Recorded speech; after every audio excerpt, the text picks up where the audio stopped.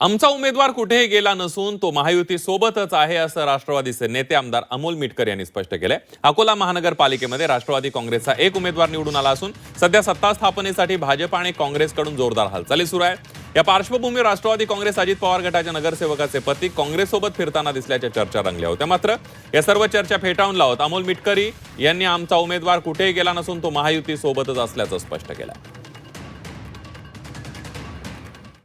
कुठंच फिरताना नाही दिसत आहे। महायुती म्हणून आम्ही एकत्र आहोत आणि महायुतीचं सरकार महानगरपालिकेमध्ये स्थापन झालेलं दिसेल। कितीही डिनर डिप्लोमसी होऊ द्या, कितीही कोणी दावे प्रतिदावे करू द्या, कितीही आमच्या विरोधी पक्षांनी आकांड तांडव करू द्या, मात्र अकोला महानगरपालिकेमध्ये महायुतीची सत्ता स्थापन होईल आणि आमच्या पक्षाचे जे एक नगरसेवक आहेत ते आमच्यासोबत कायम आहेत। त्याच्यामुळे कुठेही काही वेगळं होण्याचं आणि लोकांना त्यांना माहिती आहे, नगरसेवकांना पण सत्तेमध्ये असलं तरच पुढे विकास कामा करता अडचण जाणार नाही। त्याच्यामुळे सत्ता ज्याची आहे तेच सरकार स्थापन